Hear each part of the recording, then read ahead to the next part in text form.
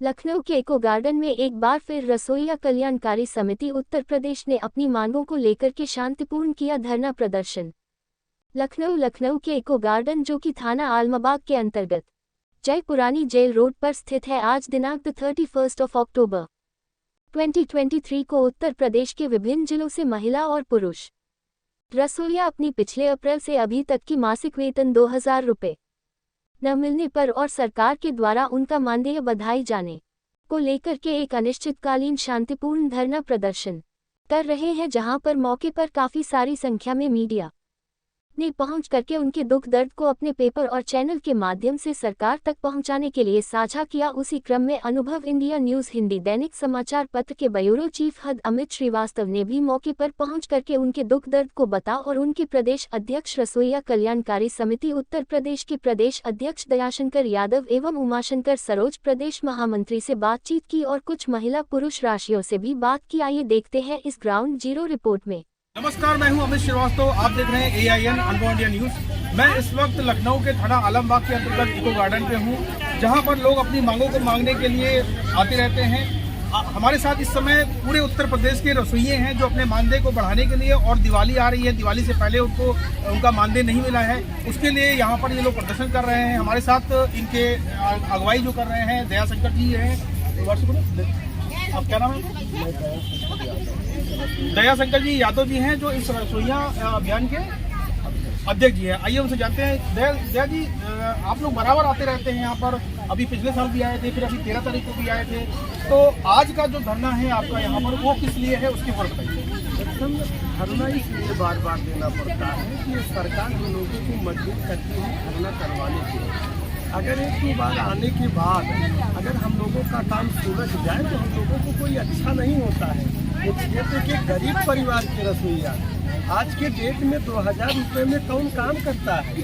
2000 में तो हम तो ये जानते हैं कि 2000 रुपये में काम करना आज के डेट में काम करना क्या ढूंढने पर मिलता नहीं है आदमी।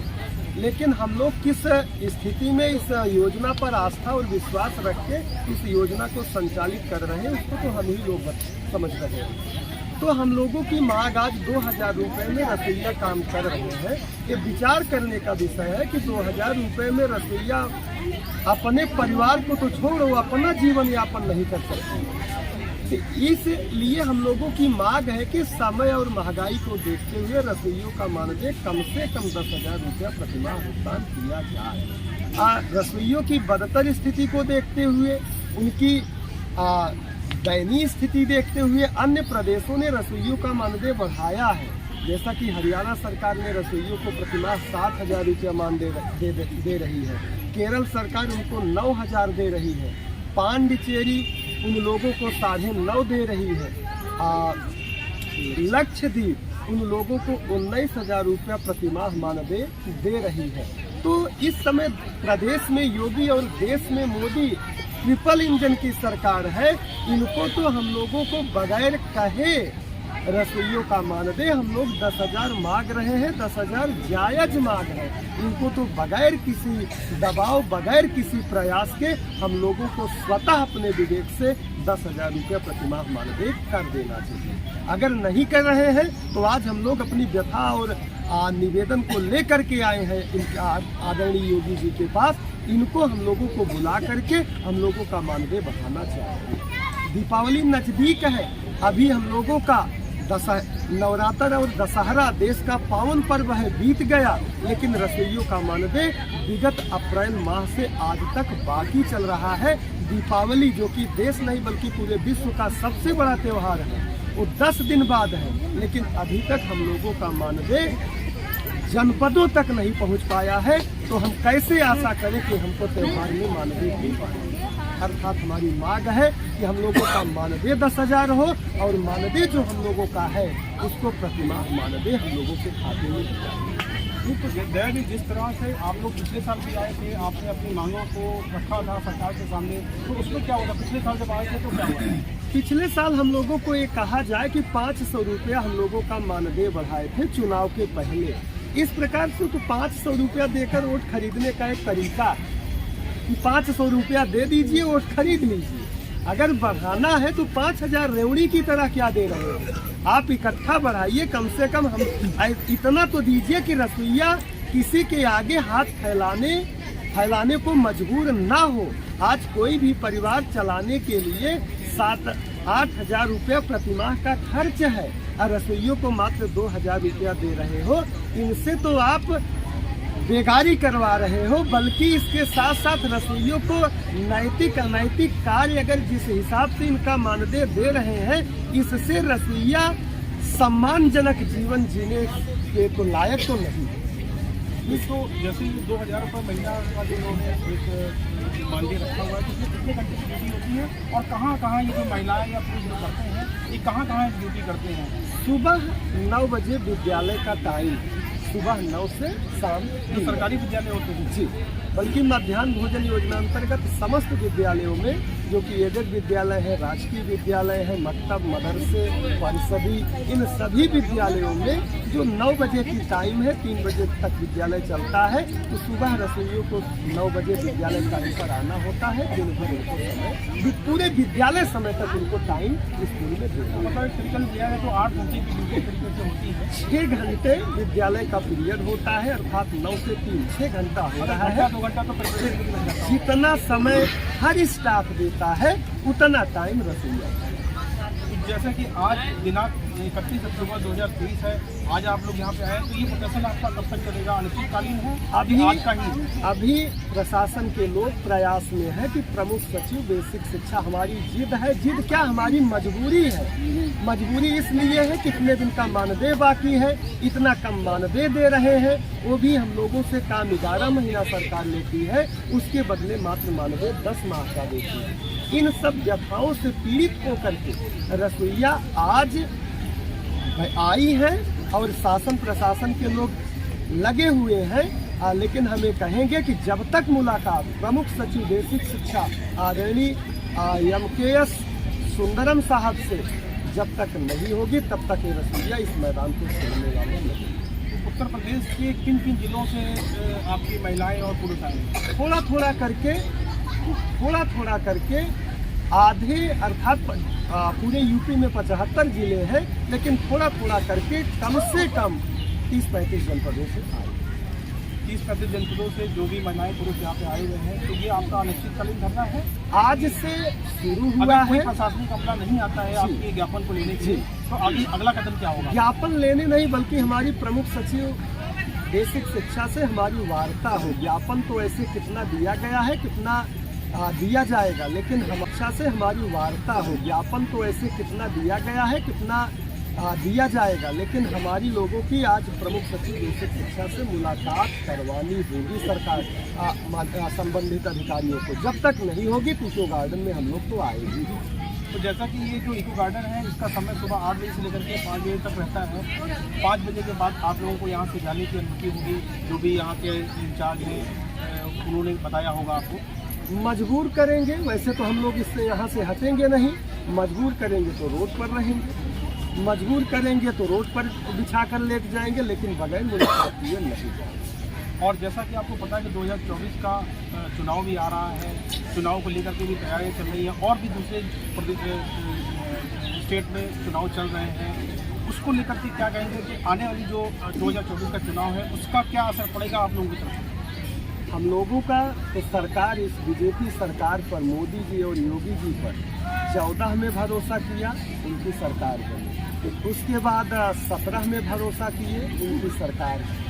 भरोसा अर्थात उन लोगों पर हमने आस्था ये समझा कि रसोइयों का काम करेंगे, कल्याण करेंगे। फिर योगी जी की सरकार 17 में बनी। फिर हम लोगों का ये हुआ 500 रुपया एक बार रेवड़ी की तरह दिए, हम लोगों ने उस पर चलो ठीक है शुरुआत किए हैं, उन पर भरोसा किया। 19 में सरकार फिर बनवाई। इसी प्रकार 22 में बनी, लेकिन अब कहेंगे कि 2 बार केंद्र में मोदी और 2 बार प्रदेश में योगी।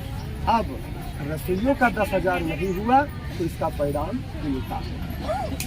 तो जिस तरह से अध्यक्ष जी ने बताया कि किस तरह से ये अपनी मांगों को लेकर के 2014 से लेकर के 2023 तक अपनी बातों को बराबर सरकार के द्वारा रख रहे हैं। जहाँ पर स्टेट गवर्नमेंट हमारी है, माननीय आदित्यनाथ योगी जी की सरकार है, उनसे भी इन्होंने अपील की। मैं अपने सहयोगी से रिक्वेस्ट करूंगा कि वो चारों ओर जरा अब मेरे कैमरे को घुमा के दिखा दें कि प्रदेश से देखेंगे कहाँ से जो है रसोइया एकता जिंदाबाद, रसोइया एकता जिंदाबाद। 2000 में दम नहीं, 2000 में दम नहीं, 2000 में दम नहीं। बकाया मानदेय भुगतान करो, बकाया मानदेय भुगतान करो। रसोइया एकता जिंदाबाद, रसोइया एकता जिंदाबाद। जी, आप मीडिया के माध्यम से और खासकर हमारे AIN के चैनल के माध्यम से आप सरकार तक क्या बात पहुंचाना चाहते हैं? जो भी ये बात की वो आपने कह दी है, फिर भी आप मीडिया के थ्रू आप क्या कहना चाहेंगे?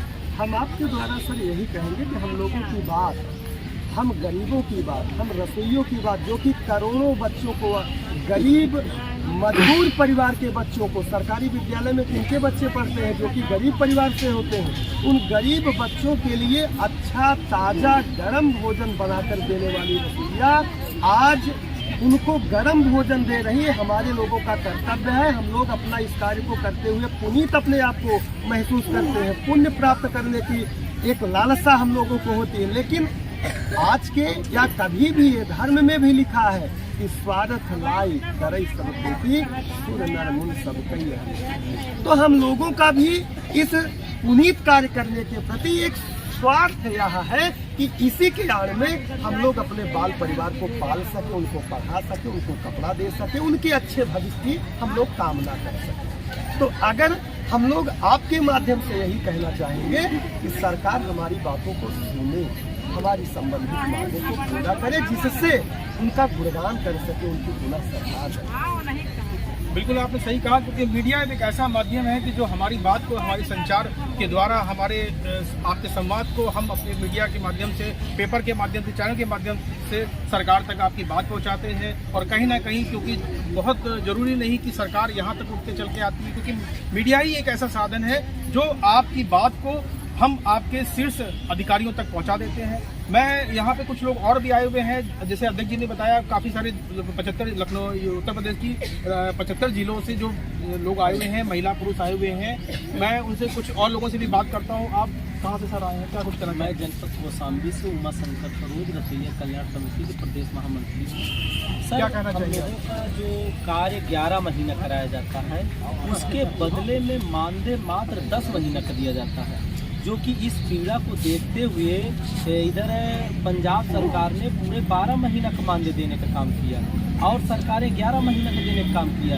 लेकिन ये तो आज़ाद भारत में तो आज भी गुलामी का प्रथा है कि काम 11 महीना कराया जाए, पैसा 10 महीना का दिया जाए।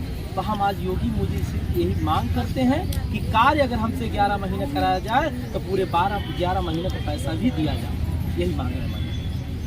रसोइया एकता जिंदाबाद, रसोइया एकता जिंदाबाद। पूरी तरीके से जो है हमारी मांगे पूरी हो, हमारी मांगे पूरी हो, अभी तो ये लड़ाई है।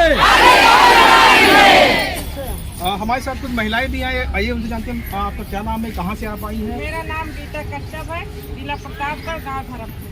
अच्छा, तो आप भी कब से आप इसमें काम कर रही हैं? रसोइयों का काम आप कब से कर रही हैं? जब से चालू हुआ तभी सब कर रहे हैं। तो आप मतलब जो समस्याएं हैं वो बराबर सभी जगह बनी हुई हैं।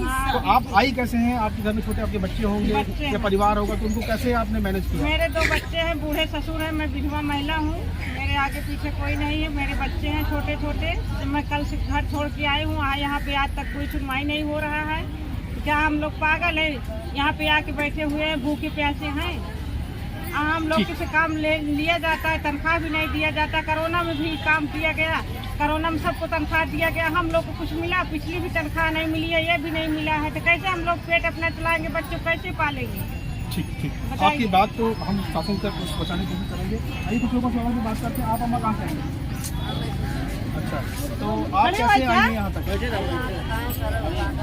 पैसा नहीं मिला तब काम कराओ, 2 बजे तक बैठा जी बैठे बैठे 3 बजे तक मैडम बैठे रहे हैं। जो कहा बच्चे तो मैडम घरे जा हमारे रोजगार मिलता है। तो कहीं है कि जा लिखित लावा कहाँ छुट्टी हो, तो हम कहीं लिखित कहाँ का कौन स्कूल। 3 बजे तक मैडम बैठे रहे हैं। जो कहा बच्चे तो मैडम घरे जा हमारे रोजगार मिलता है। तो कहीं है कि जा लिखित लावा कहाँ छुट्टी हो, तो हम कहीं लिखित कहाँ का कौन स्कूल से हमको मास्टर मैडम कराई की कहा भाई हम कल मीटिंग पर जब जाओ तो आपको काम बताओ कि लखनऊ मीटिंग पर जाएंगे तो आप भी अपनी मांग को लेकर के हाँ अपने संगठन के हाँ साथ में आए। अपने मांग ठीक है, आप कहाँ से आए? तो आप कैसे आपने मैनेज किया आज यहाँ पर, कैसे पहुँची, मतलब अपने परिवार को घर को देखते हुए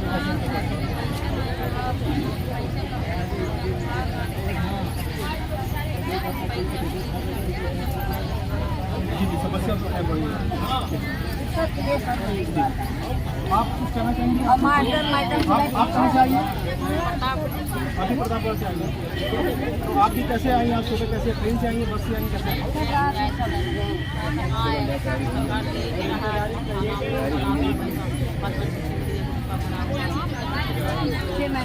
तो साफ तौर से यहाँ पे जो भी महिलाएं आए हैं, जो पुरुष आए हुए हैं, उनका सबका ये कहना है कि पिछले अप्रैल से जो है इनकी तनख्वाह नहीं दी गई है और 2000 रुपये इतनी कम तनख्वाह है कि 2000 रुपये तो घर चलाना मुश्किल है। आज की डेट में सिलेंडर जो है 1000 रुपये से ऊपर का हो गया है, महीने का सिलेंडर है। इसके अलावा जो बाहर प्राइवेट में जो मजदूर और लेबर काम करते हैं वो भी पर डे 500 रुपये 800 रुपये पर डे के हिसाब से कमाते हैं। तो उनकी सैलरी 25,000 30,000 के आसपास जाती है और ये बेचारे पूरे महीने 6 से 8 घंटे ड्यूटी देते हैं और लोगों के लिए अन्नपूर्णा बनाते हैं। सरकारी ऑफिसों में, सरकारी स्कूलों में ये काम करती हैं, महिलाएं हैं, पुरुष हैं, अपने बच्चों को भी संभालती हैं, अपने परिवार को भी संभालती हैं और उसके बावजूद भी इनके साथ ऐसा हो रहा है। तो मैं अपने चैनल के माध्यम से माननीय आदित्यनाथ योगी जी से अपील करता हूँ कि आपकी मांगों को सुने, क्योंकि पिछले साल भी आप लोग आए थे, हमने कवरेज की थी। कवरेज करने के बाद हमने इसको टेलीकास्ट किया था और काफ़ी मीडिया ने भी इसको हाईलाइट किया था, लेकिन आज भी ढाट का 3 पात है। आप फिर अपनी मांगों को लेकर के, ठंडक का मौसम शुरू होने वाला है, आज 31 अक्टूबर 2023 है। आने वाले 2-4-5 दिनों में ठंडक की शुरुआत भी हो जाएगी, दिवाली भी सर पर है। आपके पास 5-5, 6-6 महीनों से पैसा नहीं है, तो आप सोचिए कि ये अपने परिवार को कैसे चलाएंगे, किस तरीके से अपने परिवार की खुशियों को, अपने दिवाली त्यौहार आ रहा है, दिवाली को कैसे मनाएंगे, किस तरह से करेंगे। कृपया हमारे माननीय आदित्यनाथ योगी जी इन पर भी ध्यान दें और जो उनके कार्य खास हैं, जो अधिकारीगण हैं, जो शिक्षा विभाग के लोग हैं, वो भी ध्यान दें और इनकी भावनाओं को समझें, इनकी पीड़ा को समझें और इनका जो हक है वो हक इनको देना चाहिए। मैं अपने सहयोगी के साथ Amit Shrivastava, bureau head UP, Amit Shrivastava, AIN Lucknow.